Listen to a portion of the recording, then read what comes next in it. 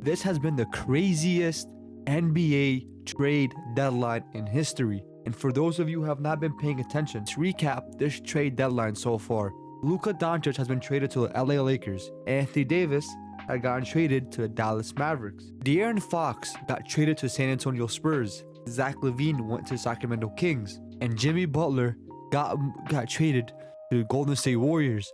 Brandon Ingram just got traded to the Toronto Raptors. But as of right now, as of today, no major trades has happened. With 45 minutes left, anything can change.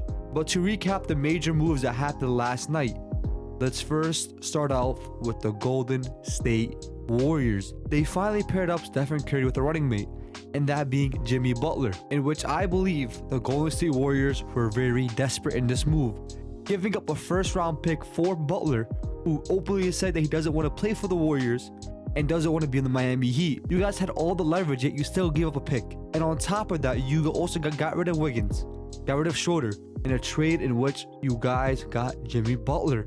And in the offseason, you guys could have just traded away Chris Paul before waiving him and saved your core guys and could have got Zach LaVine for basically nothing. The Bulls were begging and begging for someone to take Zach LaVine, but yet all you guys did was give up on Chris Paul and waive him instead of going after Zach LaVine with this contract. Now leaves you guys in the situation you guys are in now.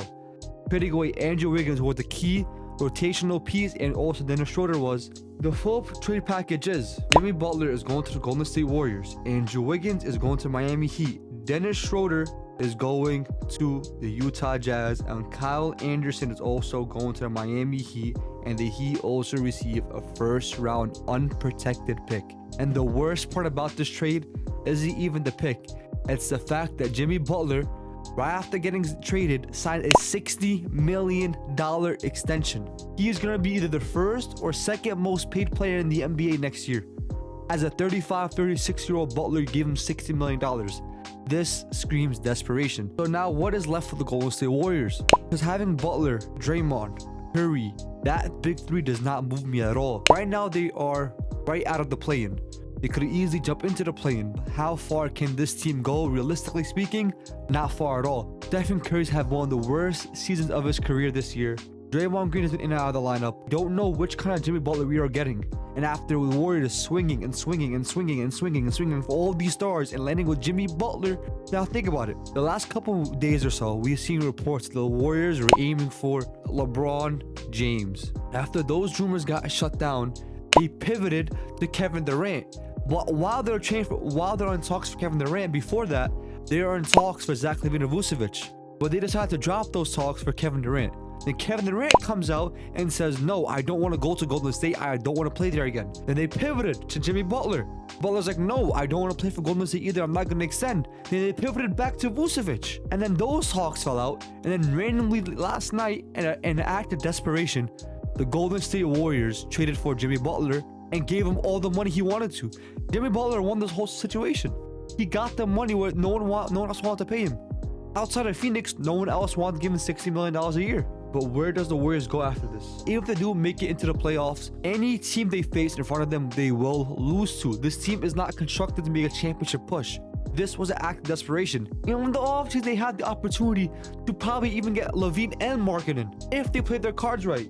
But no, now they're stuck at 36-year-old Jimmy Butler, paying him $60 million a year instead of just getting LaVine or Lowry in the offseason for a lot cheaper of a price. Offense isn't only on Curry now. Now he does have Butler to help him with that, but still, it does not move me enough to be like, yeah, this is the team that's going to make a deep postseason run. Unless Curry can turn back that clock, unless Butler can replicate what he did in 2023 playoffs, this is act desperation from the Golden State Warriors. They really don't have a clear direction where they want to go. And the secondary trade that broke that last night was Brandon Ingram to the Toronto Raptors. What are the Raptors doing? I don't understand this trade for the Raptors at all. Whoa, they got Brandon Ingram. Okay, but what is the main 90% of your roster is forwards. Why get another forward? I'm confused. But 2 of your best players are also forwards. So where's Ingram going to be in this lineup? Are you moving RJ to the 2? But then Grady Dick gets benched. The whole point is to develop Grady Dick. So what is the lineup for the Raptors? Quickly, Barrett, Ingram, Cody Martin, and Jacopoto. That doesn't move me at all. It doesn't. That is a super playing team. There isn't any clear direction in this rebuild for the Raptors. I don't understand this move. I actually don't understand it for both sides either. You're telling me that is all the Pelicans can get for Ingram? Just breaking in. Hold up. Breaking news. The Clippers are trading Terrence Mann and Bones Highland for Bogey, Bogdanovich, and 3 second-round picks. I'll get back to the Ingram things in a second. I feel like it's a great pickup for the Clippers here. Getting a shooter, because though Terrence Mann and Bones Highland don't play any basketball. Yes, and Bogey has really bad injury history, and this year he hasn't been shooting well at all. But the fact they also got 3 seconds in this deal, is what really the Hawks. I don't really understand getting Terrence Mann and Bones Highland. Back to the Ingram trade to Toronto. The Pelicans also in the gutter right now. They are currently the worst team in the West. The only thing the Pelicans got was a first-round pick, a second-round pick, Bruce Brown, and Kelly Olynyk. That is all you get for Brandon Ingram. I understand that his value is in the dirt this season because he has been hurt. But you only get 1 first-rounder. The singular first-rounder, that does not move me at all. Bruce Brown is probably going to end up buying out. This trade has helped any team get significantly better. And now for the most breaking news of last night. The Los Angeles Lakers traded away Dalton Connect, Cam Reddish, the 2031 first-round pick, the 2030 pick swap to Charlotte Hornets for Mark Williams. No one knew Mark was even available.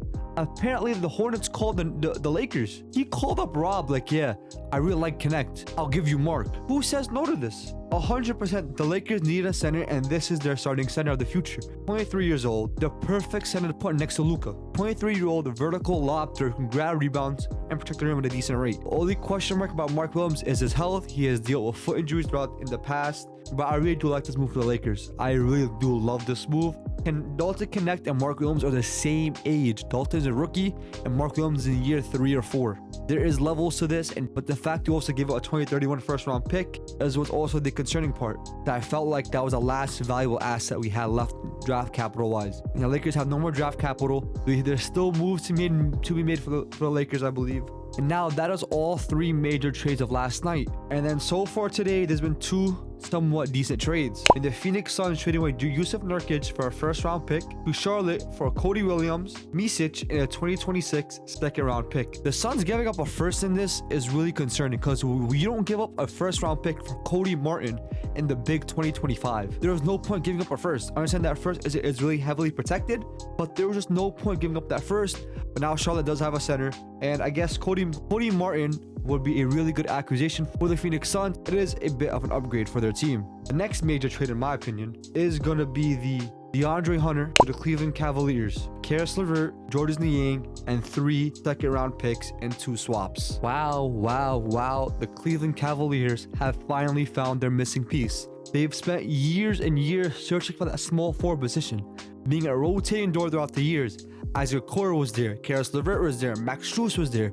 They tried every type of archetype, and DeAndre Hunter is all 3 of those players put together. He isn't as great as a shooter as Max Strus is, but he can shoot the hell out of that 3 ball. He isn't as great as a shot creator as Karis LeVert is, but damn it, he can damn near create for himself too. He actually might be up there with Isaac Okoro defensively. So he is a perfect, prototypical role player, small forward to put in the Cleveland Cavaliers system, and he fits so easily and perfectly in that role. The Cavs are now a true contender. With the trade deadline officially wrapped up, the only trades that are really any significance that have had in the last half an hour was Marcus Smart getting traded to the Washington Wizards in a multi-team trade.